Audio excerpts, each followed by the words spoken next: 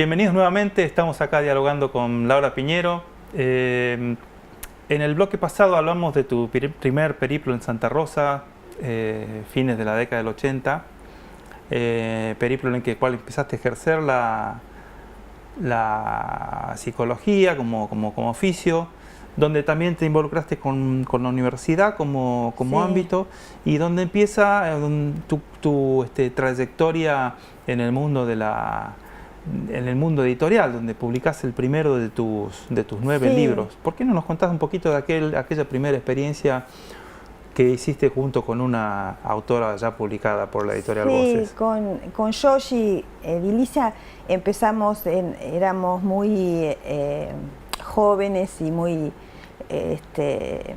osadas, y empezamos a escribir ese libro, que antes habíamos escrito unos artículos muy aburridos que nadie leía, y entonces empezamos a escribir con una idea más de un interlocutor, que alguien podía leer. Y escribimos... la famosa utopía.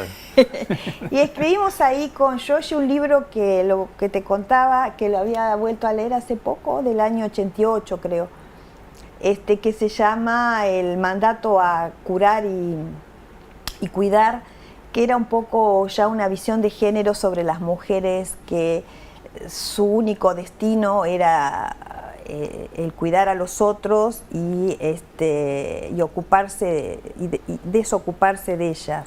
¿Mujeres en general o mujeres de clases populares de clases populares, como eran en los años 80 las clases populares, que son muy distintas, digamos, porque tenían una tradición bastante ligada al trabajo, ¿no? No estaban, empezaba sí recién, diría yo, la primera camada de desocupados.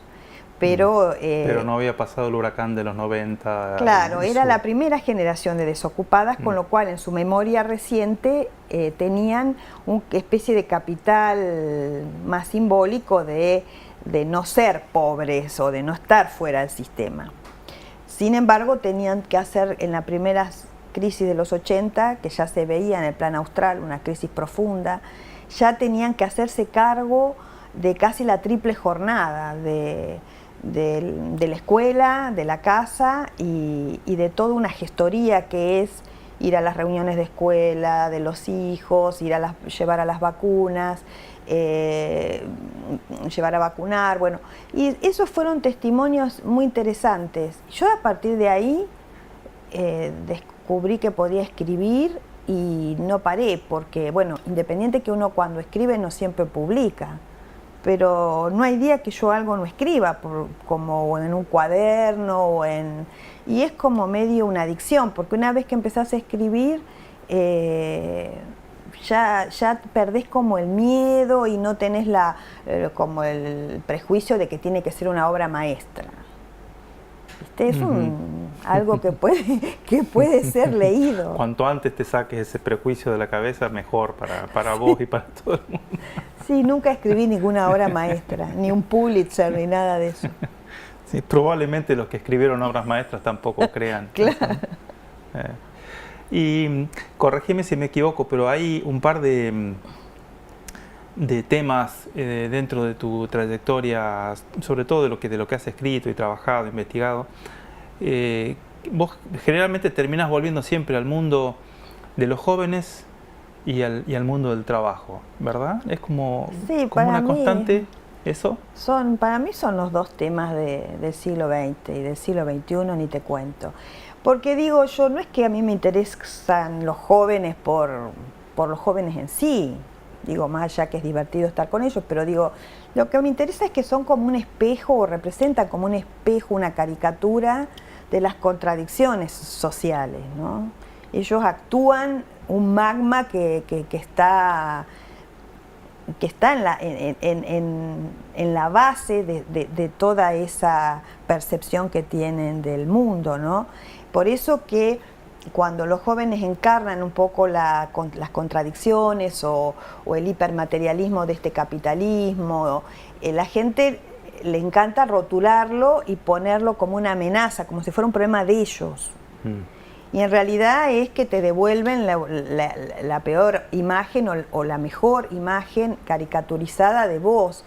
de vos como adulto, de vos como lo social. Entonces me parece que eso es interesante de analizar por qué ellos encarnan lo peor y lo mejor de una sociedad. Y después el mundo del trabajo también a mí me parece que es un dispositivo que está faltando, cada vez va a haber menos trabajo, y eso también, no tener una regulación desde una estructura como es el laburo, se producen fenómenos de mucha angustia y de mucha desafiliación de todo.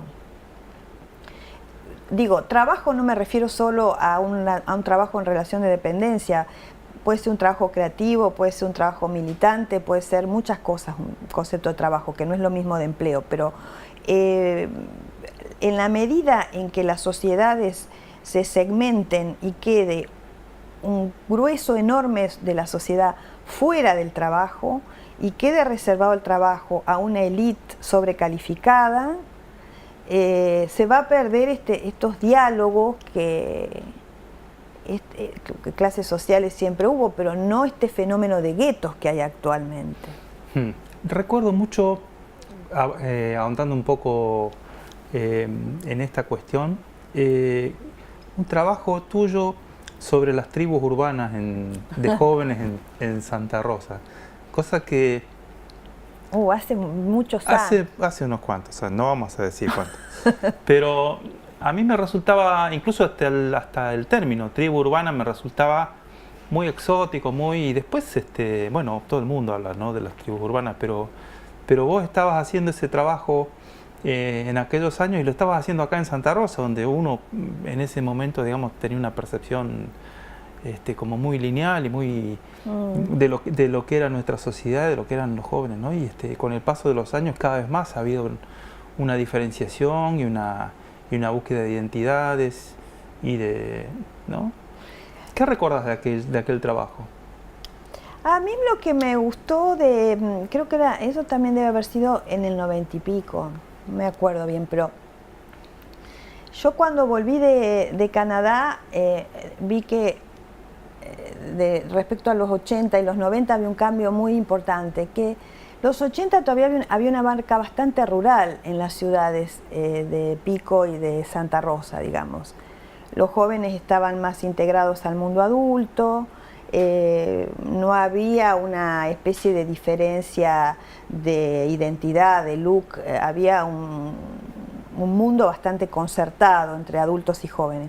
Yo lo que percibí en los 90 ya fue una emergencia de jóvenes como ciertas contraculturas o ciertas microculturas, fenómenos totalmente urbanos, con bastante rechazo del mundo rural, siendo que en La Pampa hay ruralidad por todos lados, pero había así como toda una especie de contracultura a lo que fue la cultura del oeste en La Pampa. Incluso hay un montón de expresiones artísticas que era como reírse de cierta tradición política de los 70, de reivindicar el oeste como una comarca mítica, y La Pampa no tenía, sobre todo La Pampa más gringa, no tenía ese universo para referenciarse, tenía, estaban más fascinados con el fenómeno grunge que con el fenómeno del oeste. Y ahí empezábamos a ver que había ya un impacto muy rápido en la circulación de las mentalidades, porque los medios de comunicación se estaban acelerando y la gente empieza a referenciarse no solo donde nace, sino con jóvenes de otros lugares, ¿no? También, corrígeme si me equivoco, pero por alrededor de esa época también comienza a haber una conciencia cada vez mayor de la hipocresía social y sistémica, y un desarrollo cada vez más grande de la ironía como modo de lidiar con la realidad. Eso se acentúa, ese escepticismo que termina siendo ironía, se acentúa mucho durante esa época, ¿verdad? Sí, esto fue otro, el fenómeno de la ironía también fue un fenómeno que aparece mucho cuando los jóvenes están despolitizados. La ironía es como una ridiculización del compromiso, o sea, cualquier cosa que tenga compromiso, sea una pareja, un compromiso político, un compromiso con ir a ver a un abuelo, todo lo que tenga que ver con cierto vínculo más sólido es construido irónicamente.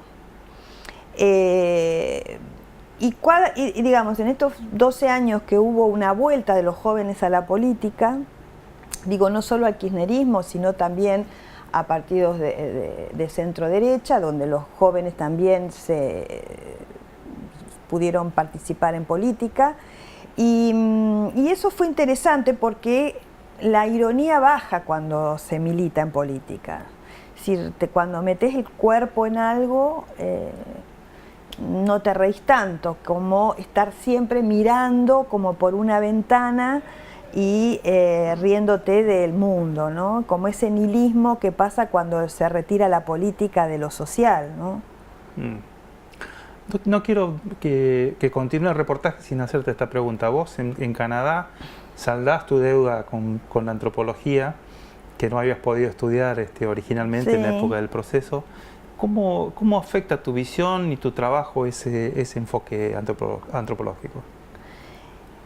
Bueno, en principio entender que no existen sujetos homogéneos, parece una pavada, pero que la gente puede comer a otra hora, que una mujer se puede casar con una mujer, que digamos que la religión, que la iglesia son 50.000 iglesias. Yo empecé a contactarme en la vida cotidiana con una diversidad cultural, además de ir a la universidad a estudiar la diversidad cultural. Y a mí eso me formó, digamos, la tolerancia, que no me gusta esa palabra, no sé cómo es decir, te hace suspender el juicio, porque nada te asombra. Digo, vos, si el tipo come a las 11 de la mañana, el otro a las 9 de la tarde, no es ni loco. La sociedad es así con una marca rural, viste, que homogenizan mucho a los sujetos. Cada vez menos, por suerte, pero si no hace tal cosa a tal hora, si no se viste. En ciudades muy diversas culturalmente, casi nadie tiene juicio sobre el otro. Eso no sé si es bueno o malo, pero digo, no se puede... Y se ahorran muchas energías, se ahorra mucha energía. Claro. Hace falta una presencia anímica muy fuerte, ¿no? Para estar mirando al otro, juzgándolo, tenés que adoptar una actitud, además. Claro. Y todo eso gasta mucha energía. Sí, eso sí, pero yo creo que ya tendría yo una predisposición a horrorizarme más de la, digamos, me horroriza cierta cosa estática más que la movilidad, pero digo, una ciudad como es Montreal, donde me formé en la antropología, yo creo que me formé en el primer contacto de una persona que nunca había vivido en una diversidad cultural. Tener que, descubrir que no había un juicio que no pudiera ser refutado, incluso en la salud mental. Digo, porque yo venía con las categorías de la Argentina de los 80, que un psicólogo era más parecido a un ente rotulador de diferencias que a alguien que pudiera escuchar la diversidad. Hoy no, pero digo, yo estudiaba como una especie de sello, este es anormal, esto tiene una familia disfuncional. Todavía hay en la salud pública, que a mí me encanta mirar archivos y cosas, se ven todos esos rótulos de personas que no estaban anclados en el consenso y que tenían otra forma de mirar y eran rotulados como disfuncionales. ¿Vos sabés, Laura, que se nos acabó el tiempo? Es increíble, pues tenía varias preguntas más que hacerte. Por ejemplo... ¿Más vale poco? Sí, por ejemplo, ¿qué se siente ir a una clase con Habermas en Madrid? No se le entiende mucho, te digo. Bueno, hablo en alemán. Básicamente. Pero bueno, evidentemente vamos a tener que hacer otro encuentro de estos. ¿Te parece? De momento te agradezco muchísimo que hayas venido. Es un placer tenerte de vuelta acá. Y nada, no sé cuán disponibles están tus trabajos hoy por hoy para el lector pampeano medio, pero ojalá que podamos difundir en algo tu tarea con esto. Bueno, son libros que tienen poca difusión porque no son editoriales grandes. Están en las universidades, en las escuelas. Pero bueno, algo podré recopilar y traer a ver si te puede servir. Gracias de nuevo, Laura. Hasta pronto. Chao.